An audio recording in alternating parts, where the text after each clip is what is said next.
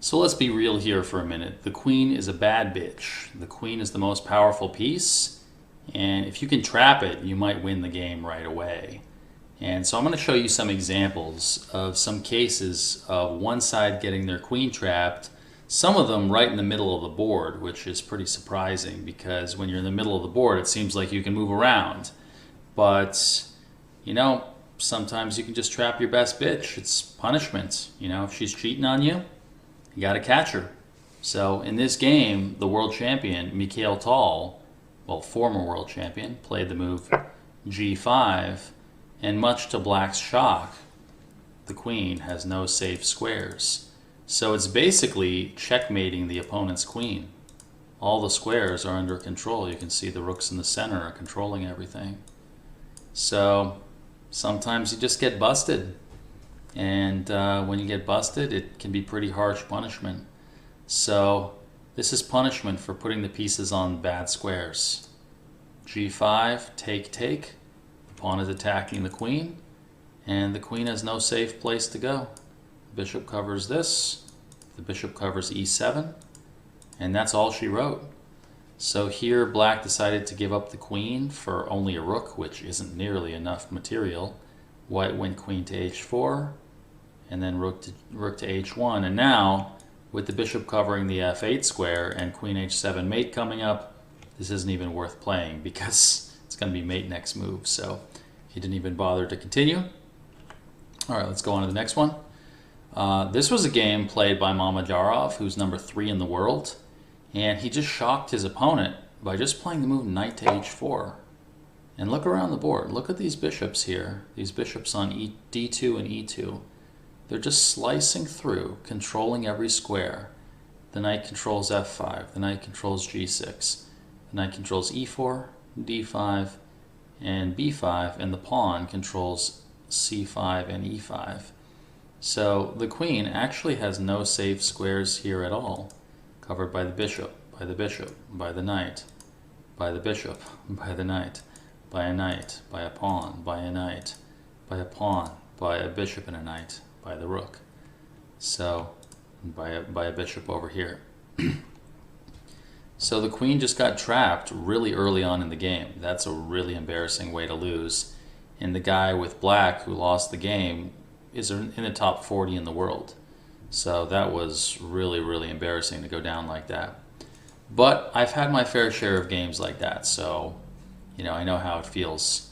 So in this game, Magnus Carlsen, the world champion, was playing Black and just played the move g5 against also somebody in the top 10 in the world, even though this was just a blitz game. And usually people don't like to advance pawns in front of their king because they feel like they might expose their king. But in this case, notice how all the squares are covered here. And the queen has nowhere to go. It's just completely trapped. So Grischuk, playing white, had no choice but to resign. Let's go on to the next one. All right, here's one from one of my games. My opponent just surprised me with a really obvious move and just trapped my queen. Just played bishop a5, and I thought, oh wow. a6 is covered, c6 is covered, d6 is covered by the e5 pawn. Every single square is covered, so I'm just simply losing my queen for nothing. And if I only get one piece for it, that's not nearly enough. I can't play with only a bishop 3.5 for a whole queen. So bishop a5 was just a simple queen trap which was forced from before. So I'll show you a really similar example, identical example. Here, there's also the move bishop to a5, and the queen. Look at how it has all the squares covered. It's basically just like checkmating the opponent's queen, rather than checkmating the king. That's all that's going on here. So a6 is covered, c6 is covered by the white pawns, b7 is covered by the knight. So every square is covered. Knight, rook, bishop. The pawn covers this. The pawn covers this. The pawn covers c7, and the knight covers b7. So everything is covered here, and bishop a5 just wins the queen. So you have to really be careful to not forget about the queen. It's such an important piece that if it drops off, you might be in trouble. Or you probably will be in trouble. Your opponent will be in trouble if it drops off for them. So here, I wanted to cut off the queen's ability to retreat. And so I played this sneaky move, bishop to d6, pinning the knight to the rook. And so they tried to defend it, and now I just played rook to e4. And I think my opponent was totally shocked by the fact that their queen can't go anywhere. My rook covers everything here. My pawn covers d5. My queen covers all of these squares, and if the queen goes to d1, I just take with the bishop. d2 is covered by my rook. So every single square is just covered here after rook to e4.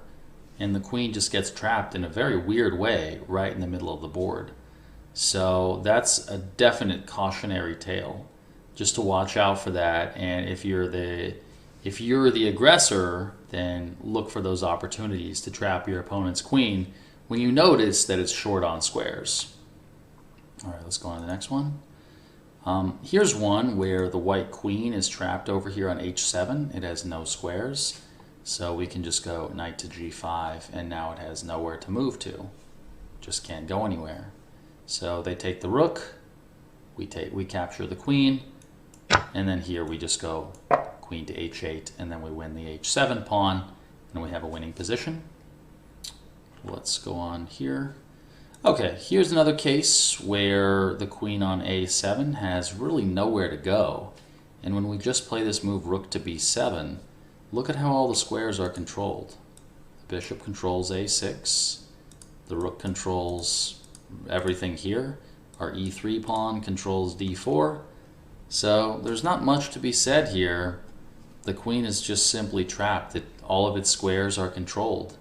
And after bishop takes e4, we recapture with queen takes e4.